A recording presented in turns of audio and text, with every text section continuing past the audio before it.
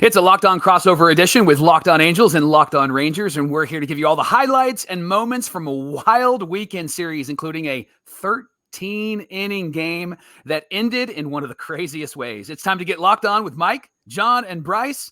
It's a Locked On crossover edition with Locked On Rangers and Locked On Angels. Let's go.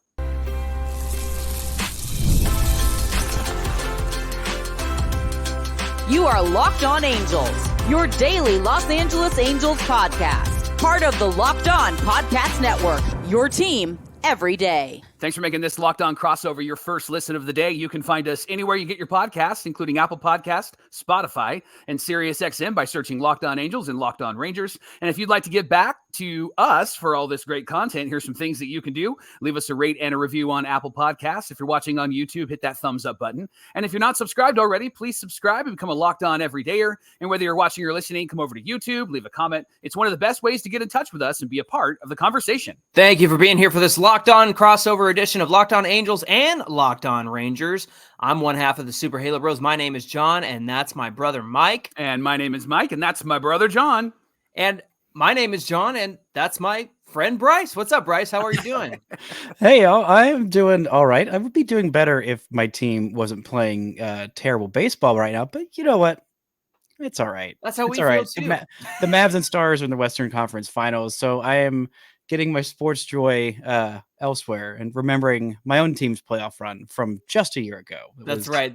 Quite fun. I love that. Hey, we want to thank you for making Locked On Angels and Locked On Rangers your first listen every single day. On today's show, of course, the three of us are here recapping the weekend series between the Angels and the Rangers. It was a wild one, and this is the first Angels series against an AL West opponent this year. Brice, I don't know if you guys knew that on Locked On Rangers, but man, we have waited years to play the AL West. Now, Right. actually, it was just 40-something games, but here we are. Mike, why don't you give us a little rundown of what happened in Game 1 for us? Yeah, before we get to Game 1, I'd love to hear from Brice and get your overall thoughts. And Brice, if you could give Locked On Angels listeners a bit of a heads up. So tell us quickly about the Rangers coming into this series and where they are currently. Are they having a World Series hangover? Give us some thoughts.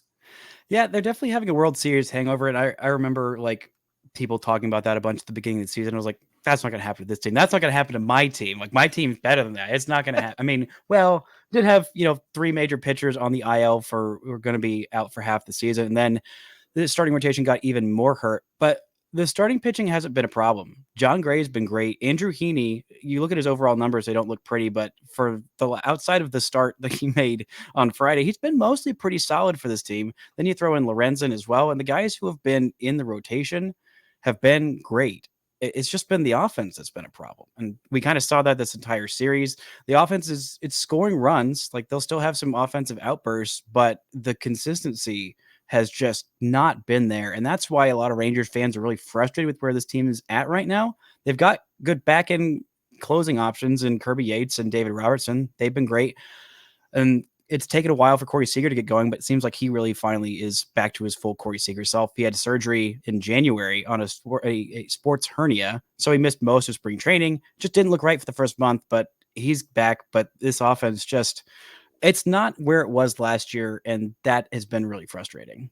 And John, can you give the Locked On Rangers everydayers a bit of background as to what the Angels are doing and what they're like coming into this series? Well, friends of Locked On Rangers, the Angels are trying to win now. That's what they've been telling us since before the season started. And as you can see from the standings, that's working out great. No, actually, it's really kind of funny because like that's been the company line since before the season started. But if you read between the lines and listen to the things that Ron Washington has been saying about this team, he said a lot of things about this team is learning how to win. These guys are learning how to take losses. They're learning how to navigate ball games. Logan O'Hoppe is learning how to be a good catcher behind the dish.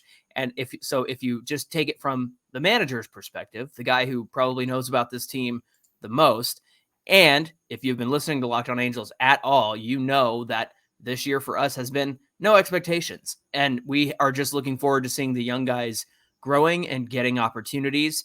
And I think that you could see that from somebody like Joe Adell this past weekend, who before this season had less than a year's worth of major league at bats in the majors across 4 years. So they're finally letting him play every day for the most part. It did take a little bit to get there, but it's that kind of season for the Angels right now. Just watching these young guys figure it out along the way and try to supplement that with some veterans out of the bullpen and things like that. And that's actually been a weak point for the Angels, is the bullpen, even though that was supposed to be where they spent the most money. All of that to say, it's a growing year for the Angels. Well, let me take you to Friday's game, and it was an Angel victory, 9-3. Game was dominated by Tyler Anderson. He gave up 1 run in 7 innings, and he got his 4th win of the season. And he said in this game, after this game, he didn't feel great about his stuff in general. Is that a humble brag? And then he said he tried to mix and move the ball around a bit, speed them up, speed them down, slow them down. And so he did a lot of that on the mound. And then from the offensive perspective, the Angels had a couple of home runs from Zach Neto and Taylor Ward, and the Angels starters, except for Nolan Shonowell, had a hit, including 14 total hits in this game. So a lot of offense for the Angels. Johnny, this was one of those Angel games where every series they have one game where they put everything together. Yes. It felt like that game, did it not? Yeah, absolutely. And it helped by, you said heading into the weekend, I said, hey, old friend Andrew Heaney, old friend of the Angels. And you said, well, if he's going to be old friend Andrew, I want him to pitch like he did for the Angels. Thank you, Andrew. In this game. and that's exactly what happened. And the Angels were able to stack up. Everybody had a hit except Nolan Shonowell, every starter. And it totaled 14 hits in this one. And yeah, there's always a game like this. And so even though the Angels came away with a win on Friday, it was like, well, what are the next 2 games going to look like? And that's kind of been where we've been sitting as Angel fans this year. And for the Rangers, the offense came from Marcus Semien. He had 2 RBIs, and of course, Angel killer Jonah Anaheim. He hit a home run in this game. And Brice, the Rangers allowed 9 runs to the Halos, and they haven't had a great offense. You mentioned the Rangers offense. What was your main takeaway from game 1 of this series? Well, I mean, I feel like it was incredibly fitting of Tyler Anderson saying, oh, I didn't have my best stuff. And he just went out and dominated this lineup. Yeah, right. This team has faced the most lefty plate appearances since, I believe it's May 4th. It's been just so many lefties, and they've struggled mightily with it. Evan Carter is the main culprit. He's only had, I think, heading into this week, I don't know if he's gotten any more lefty plate appearances, but like in his pro career, he's had like fewer than 300 lefty on lefty plate appearances. So I'm like, you got to let the kid play. But they made a trade for Robbie Grossman to hit lefties, and well, I just don't know why they made a trade for Robbie Grossman. But it just kind of goes to show, like, it doesn't matter who is being thrown out there as a lefty on the hill. Their main lefty masher, Josh Young, has been on the IL since after the 4th game of the season. He took a pitch on the wrist from Phil Maton that fractured his wrist. He's going to be out until maybe the end of June. It's rough because he's still in those 4 games, he did well enough that he is still number 11 in Baseball Reference WAR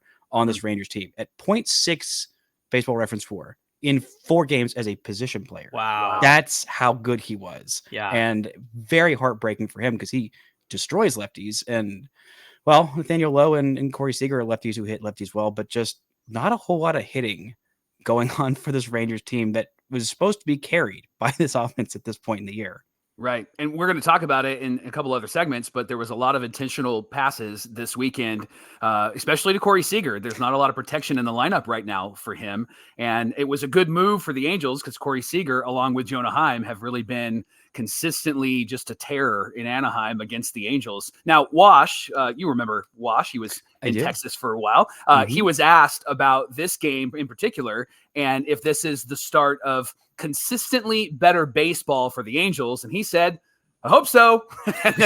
Sound like all Angel fans. I hope so. We just don't know with this team. And Brice, it sounds like you're kind of in that same boat with the Rangers. It's kind of like, well, I hope this brings something to the table. But would you feel like that is kind of a way to describe the Rangers season so far? Yeah, and it's confusing because like there's literally 6 starting pitchers for the Rangers on the IL right now. So if the Rangers were losing a bunch of games because of things like Friday's game where Andrew Heaney just gets lit up, you'd be like, okay, well that's annoying, but like that's what I expected to happen. Like the whole mantra of the season was just hold out, stay above water, like until Max Scherzer and Jacob deGrom and Tyler Mahle get off the IL. And then you add Josh Young to that list as well. And, that just hasn't been how it's gone. But Ron Washington, it's been a while since he's had a young team. Like the last young, scrappy team he had was the 2009 Rangers. And that team was pretty solid. His first year in Texas, 2007, was before my extreme obsession with baseball. But I remember it pretty vividly. Do you remember who was on that team, the 2007 Rangers, Ron Washington's first year? Sammy Sosa. Was on that team. That's right. 38-year-old DH Sammy Sosa, and still mainly the same core that ended up being that great core for the Rangers in the 2010s of Ian Kinsler, Michael Young, Nelson Cruz was on that team as well, and David Murphy. But, it's been a while since Washington had to have those growing pains with the young team, but he did eventually get the Rangers there. 2007, they had a losing record. 2008, they had a losing record. 2009, they finished second division. And then the next year, 2010, was when they went to those back-to-back World Series runs, and he was the manager all the way through 2014. So I think it's definitely going to be, like I always thought it was going to be an adjustment period for Wash getting back in the saddle as manager, literally 10 years after his last chance. But love seeing him get that shot, and I think that he is a great fit for this Angels team. Johnny, the Angels got a victory on the road. They seem to win more on the road than they do at home. They're 10 games under 500 at home, and on the road after this series are just one game under 500. But after this game got a victory. What do you think it is, John? The road versus home. Why do you think this team is struggling so much at home versus playing really well on the road? Yeah, I'm not sure what you can point to except for the fact that it's been growing pains. And so they've had, a couple, they started out on the road, they came home for a bit, they went back out on a road trip, came home for a bit. And again, like I mentioned at the top, Ron Washington has pointed to, this team is learning how to win ball games. And so, a month and a half in, I think they're just getting better at doing that. At the same time, they still are not without their mistakes. And we'll certainly talk about a big mistake that happened in Saturday's game for this Angel team.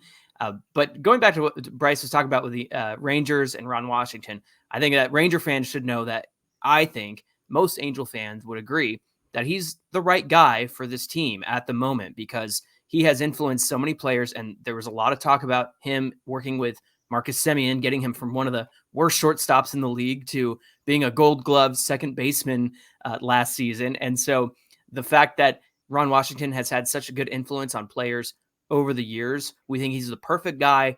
At least Mike and I do. We think he's the perfect guy to be guiding this team right now, especially with young players like Zach Neto and Nolan Shonowell and Logan O'Hoppe.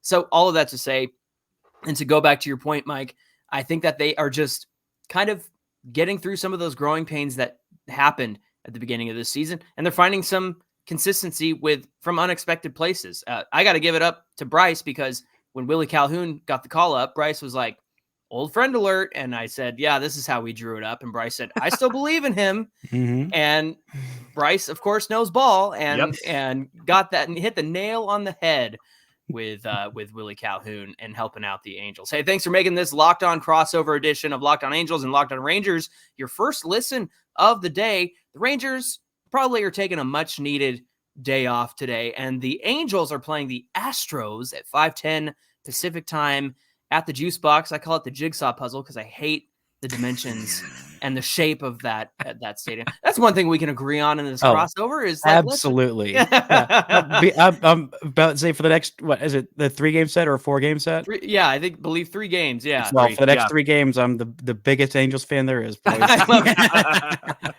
to the team. Yeah, there you go. You can catch every pitch of the Angels hometown broadcast on SiriusXM on the SXM app. If you're interested in listening, just search Angels. Coming up, game 2 of this series was wild. It had really great pitching and not great clutch timing or hitting. It ended up with a walk-off hit by pitch. We've got the highlights and our thoughts on all of that coming right up. This crossover is brought to you by our friends at Policy Genius. Fellas, I checked out Policy Genius and it was so helpful for me. We were looking into life insurance. I'm 44, didn't think I needed life insurance. I was going to say it makes sense because you're the oldest out of all three of us. Thanks for that reminder. But with a wife and 3 kids, if something does happen tragically, hopefully it's tragically, then I want to be able to make sure that they're taken care of. And Policy Genius has been so helpful in finding just the right policy. In fact, with Policy Genius, you can find life insurance policies that start at just $292 a year for $1 million worth of coverage. And the truth is, for a lot of us, we've got work life insurance policies, and it may not be enough to protect you or your family. And even worse, if the time comes where you tragically pass, you may not be able to carry that money over if you left a job previous to that. So that's why you need Policy Genius. It's easy to compare quotes from America's top insurers in just a few clicks to find your lowest price. And they've got an award-winning team of agents at Policy Genius that'll walk you through the process step by step. This is what I love. The best part is that they're committed to giving you unbiased advice and wisdom with the goal of helping you. They're not incentivized to recommend one insurer over the other, so you can trust their guidance. They've got thousands of 5-star reviews on Google and Trustpilot from customers who found the best fit for their needs, and I am one of those customers. Grateful for that. So head to policygenius.com/LockedOnMLB. That way that they know that you came from Locked On. Again, policygenius.com/LockedOnMLB. You can click the link in the description. Also, again, the website is policygenius.com/LockedOnMLB. And today's Locked On crossover is brought to you by Yahoo Finance. Look, you just got done thinking about your future. Well, when it comes to your financial future, you might have think that you've done it all. You've saved, you've researched, you've invested all that you can. Today, you can take those investments to the next level with our friends at Yahoo Finance. They've been working in the investment world for more than 25 years. That's half Mike's lifetime. In fact, when you get to see a great investment, chances are it was with the help of the team at Yahoo Finance. Yahoo Finance gives you all the tools and data you need to make wise investments all in one place. Yahoo Finance gives you a comprehensive perspective. That's what sets them apart against great investors and sets you apart as a great investor. They provide you with a holistic look at the financial news cycle, breaking down financial and stock market news, original editorial perspectives that come from some of the best minds in the investment world. It's all on Yahoo Finance. Analyst ratings, independent research, customized charts, and so much more. You think you dig into the baseball stats, you can dig into the financial stuff with Yahoo Finance. You can securely link your brokerage accounts for a unified view of your wealth, including your 401k and other investments with Yahoo Finance. With a community of over 90 million users a month, their real strength is helping you on your way to financial success. For comprehensive financial news and analysis, visit yahoofinance.com, the #1 financial destination and the place that will help you be wise with your investments. yahoofinance.com. Once again, that's yahoofinance.com. Hey, thanks for making this crossover edition of Locked On Angels and Locked On Rangers your first listen today. It's part of the Locked On Podcast Network, where it's your team every day. And once you're done here, head on over to Locked On Sports Today. It's a free 24/7 sports streaming channel on YouTube and the free Amazon Fire TV Channels app, covering all the top stories across the sports world of the day. So check it out on YouTube 24/7 and on the free Amazon Fire TV Channels app. It's part of the Locked On Podcast Network, where it's your team every day. Speaking of your teams every day, we got 2 teams in the house. The Rangers are off today. They got a much needed off day. The Angels are playing the Astros in Houston at 5:10 Pacific time. And if you're interested, you can catch every pitch of the Angels hometown broadcast on SiriusXM with the SXM app. Just search Angels. Let's go to game 2 on Saturday. The Rangers won this one 3-2. Strong pitching in this game for both teams. Hitting, however, was not a strong suit. The Rangers were 2 for 12 with runners in scoring position. They left 12 men on base. The Angels, Johnny, were 0 for 18 with runners in scoring position. Hey, that's my team. And they were 1 short. If they went 0 for 19, they would have tied a major league record. So here we are, breaking records in Anaheim. They tied a record set by the 97 Angels, by the way, that 0 for 18 with runners in scoring position. So That's awesome. The 97 Angels were just fantastic, weren't Right. they? No, they were terrible. I was 17. So both starters in this game were actually really strong. Patrick Sandoval has really had a couple of good starts his last few starts. He went 6 innings, 3 hits, 1 run, 3 walks, 5 Ks, a 3.03 ERA in his last 5 starts. And for the Rangers, Brice, their starter went 6 innings, 4 hits, 1 earned, 1 walk, and 3 Ks. But the game really came down to extras. And there was one great play for the Angels, Johnny. In the 10th inning, Joe Adell throws out Josh Smith at the plate to preserve the tie. But the game actually ended in a wild sequence. So, Johnny, why don't you talk about that? Yeah, neither team was really able to mount any sort of offense through this. Both teams didn't score through the 9th, the 10th, the 11th, the 12th. I had time to go pick up a pizza like a half an hour away and come back, and the game was still going on because nobody was scoring. Wow. And the Halos didn't score in the top of the 13th, and they had plenty of opportunities to do so. In fact, 8 runners were placed at second base in extras before one finally scored, and that happened in the bottom of the 12th. The Angels loaded the bases with an intentional walk to Corey Seager. What is it about this team and intentional walks to Corey Seager that get them in trouble, Mike? Yep. The next batter was Nathaniel Lowe. Don't call him Nate. Only his mom can do that. Who was facing Carson Fulmer. Look, Rangers fans, Carson Fulmer is somebody who has been kind of a light in the darkness in this Angel bullpen. And you saw that in the 12th inning, right? He came out there, was able to hold the Rangers. And then first pitch, Carson Fulmer hits Nathaniel Lowe on the shin to force in the winning run. And I got to say, I was impressed with Joe Adell. He was responsible for an RBI in this one, hitting that home run out to right center. That was powerful to hit it that direction. Yeah. And then that throw out assist at home plate. I don't think that the runner should have been sent because, but absolutely not. I'll as an Angels fan and a Joe Adell fan, I'll take it. Brice, what a wild way to end this game. Talk about this ending and what you thought about the intentional walk to Corey Seager. Was it smart? Was it stupid? Did the Angels put themselves in this position once again, intentionally walking Corey Seager? Well, I mean, it's smart. Corey Seager is, for my money, and has been since at least the start of last year, the best hitter on planet Earth. Like, he was just absolutely unbelievably good last year. And like, the thing that impressed me the most about him, not only like the postseason, like insanity of how great he was in the entire postseason, but if you go look at his, like, any kind of split, any way you want to dice it up last year, whatever kind of pitcher he was facing, whatever type of pitch, whatever handedness the pitcher was, he excelled at everything. Fastballs, breaking balls, like off speed stuff. Like, he just hit there was no weakness in his game, no part of the zone, no nothing you could get Corey Seager out with. And when he's on his game, that's what he is. And finding a number 3 hitter to back that up, because Simeon's been incredibly consistent, because that's just who Marcus Semien is. Seager has been on an absolute run the last couple weeks, starting to look like his old self. But finding a number 3 hitter to provide the appropriate amount of protection for the guy who is one of the best hitters on earth. And when this lineup's going, it is incredibly deep, but right now it's not really going. So the depth to back it up and for Corey Seager to work those walks and trust that somebody else in this lineup is going to come through. That's what made them so good last year. It's what's made them good at times this year, but that doesn't really work of, working your walks and not trying to do too much when nobody's doing much of anything outside of Corey Seager.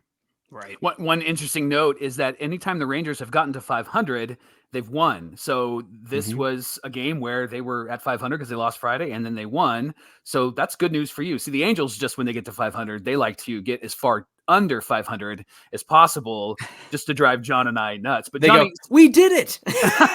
Yeah, exactly. Johnny, talk about these bullpen guys. On that note, before I let you move on, because the Rangers have not been below 500 under Brice Paterik, even for a day. Wow. Like, that goes back to last year as well. It's been really close a lot of times this year, but that's a fun nugget. I'm like, I knew it was close, and there'd been quite a few times. But it's funny, but because on opening day, when they won last year on opening day, it was the first time the Rangers had been above 500 since, like, I want to say August of 2020. Like it had been that long, like not even for a minute in 2021 or 22. So it was like, okay, just keep that nose above 500, please.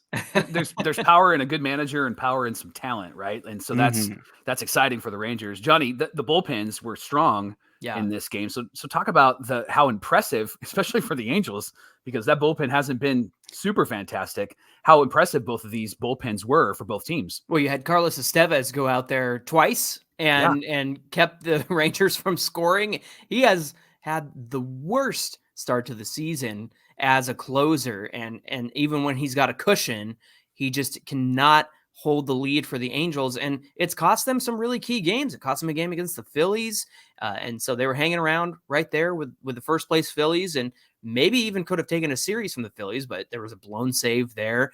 Blew a save the other night against the Royals, which was a shame because it erased Griffin Canning's great start. But for him to come back out there, go 2 innings like that and prevent the Rangers from scoring, it was a loss. But from Mike and I's perspective, it felt like a bit of a momentum builder. It really just came down to that silly hit by pitch at the end. I joke that this game, we all say it's a game of inches. Well, that game was a game of shinches, is how I should say that. A game of shinches. Easy for you to say. Yeah, exactly. This episode is brought to you by LinkedIn. Are you struggling to close deals? B2B selling is tougher than ever, and that's why I want to tell you about LinkedIn Sales Navigator. LinkedIn Sales Navigator is a sales intelligence platform that helps professionals effectively prospect and engage high-value customers, drive higher revenue, and increase sales performance. Sales Navigator helps you target the right buyers, surface key signals such as job changes or which accounts you should prioritize, and it shows you hidden allies so you can find those buyers that are most likely to convert. Fueled by LinkedIn's 1 billion member platform, Sales Navigator gives you the most up-to-date first-party data, enabling you to unlock conversations with the people that matter. Right now, you can try LinkedIn Sales Navigator and get a 60-day free trial at linkedin.com/lockedon. That is linkedin.com/lockedon for a 60-day free trial. Let LinkedIn Sales Navigator help you sell like a superstar today. Just go to linkedin.com/lockedon and get started. Final game of the weekend was on Sunday, and the Angels got a victory. And Johnny, their third series victory of the year. We're 3-12-1 for you Locked On Ranger fans. We're not doing very well, but this was a series win, which we needed. And it was another pitcher's duel. Michael Lorenzen, former friend, former Angel, against Jose Soriano. Lorenzen, 6 1/3 innings pitched, 3 hits, 2 runs, 3 walks, and 6 Ks. And then Soriano, 7 innings, 7 2/3, most in a game this season for him. It was a career high, and it was the longest start for an Angels this season. 5 hits, 1 run, 2 walks. One of them was an intentional walk, and 5 Ks. Johnny, the Angels broke this game open in the 7th inning. Why don't you walk us through those details? It all began with Brice's friend, Willie Calhoun. He doubled. Then Joe Adell walked. Zach Neto walked. That loaded the bases. With 1 out, Mickey Moniak had a bloop single to tie the game. And by the way, this is the frustration of baseball. If you're a Rangers fan, it had a 14% probability to land for a hit, and that's what happened.